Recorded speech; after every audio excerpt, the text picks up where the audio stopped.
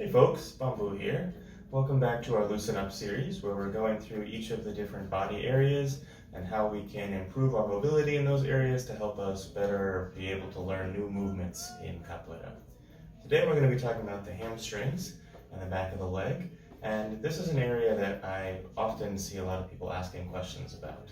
When we think about flexibility and mobility, one of the first exercises that we often think of is somebody being able to do a front split, and how that can be very helpful for a lot of the movements that we do in Capoeira.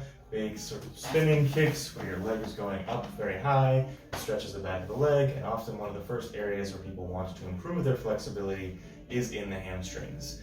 And yet, when we go about thinking about how we actually improve that flexibility, oftentimes what folks end up doing is finding a hamstring stretch, something like this, and then just sort of hanging out in a position like this for long periods of time, trying to improve the flexibility in the back of the legs.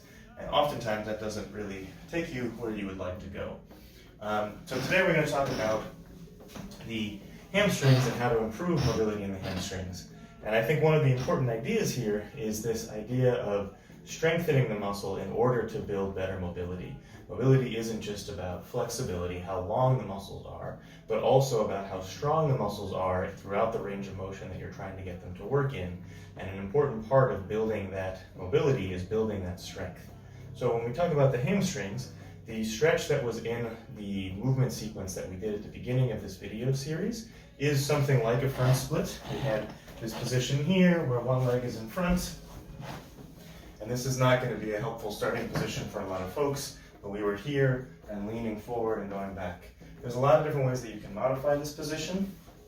One way that I like to start with is bringing the hips a little bit further back so that they're more over your knee. You can put a blanket or something under your knee to make this position a little bit more comfortable, and then you can also use a block or something to help with your balance. But the idea here is that we're trying to get this leg to strengthen, and then we're trying to hinge at the hips. So I'm trying to hinge my hips forward so that I feel a nice targeted stretch specifically on my hamstrings.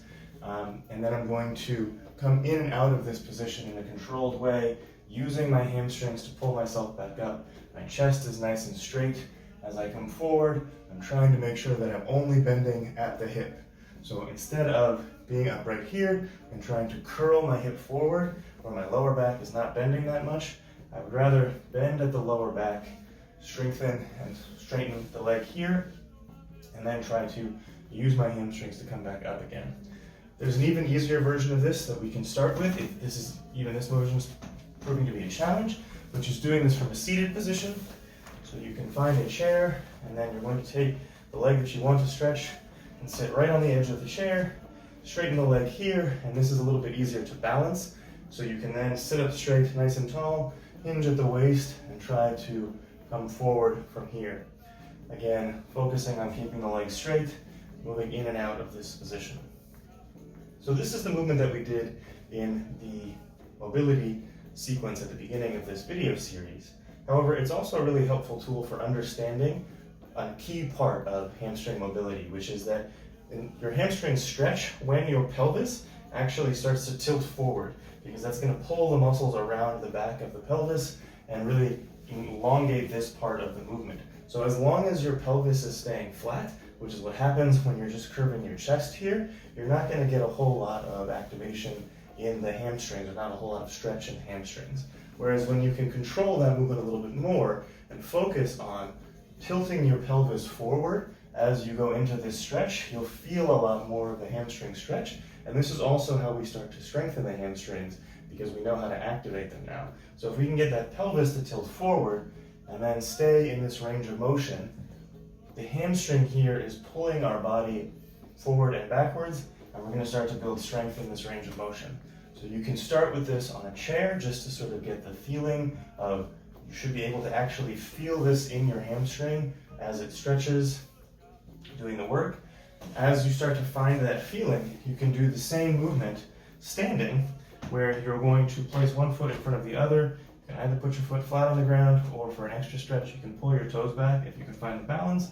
And then you're going to sit back into a seated position. So this back leg is bending, and I'm sitting back into a seated position, keeping my chest upright. And now I'm going to try to come forward and can pulse in this range of motion.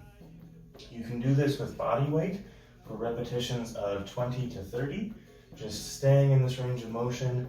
I'm not going all the way down and all the way back up every time. I'm just trying to stay in that range of motion where I can feel my hamstrings stretching and working. This is one way that you can do this. You can also, as always, find some weights. Again, these are not weights, but they're the best I can do to mimic them right now. And you can take these in your hand, same thing, push your hips back, and then start to tilt that pelvis and stay in this range here with some weights. This can be a nice way to start adding some strength to your hamstring here. And then once you've identified that feeling of your hamstring stretching more, you can start to work your way towards either two-legged deadlifts or single-legged deadlifts. I like to do these with body weight because it makes it easier to do them at home, but you can also work up to adding weight to these as well, where the idea is now I'm going to be standing, but I want to try to get the same feeling. I can bend my legs a little bit to make this easier, but I want the same feeling of my pelvis tilting forward, my lower back staying straight, and then pulling up with the hamstrings here. So down and back up, and then progressing as you can find your balance to doing this on a single leg, or the back leg as I tilt goes back up and comes back down. Trying to find your balance here, getting a nice pelvis tilt so that you are stretching and strengthening the hamstring specifically. And again, you can do these just with body weight, or you can start to add weight in your hands as you do these movements.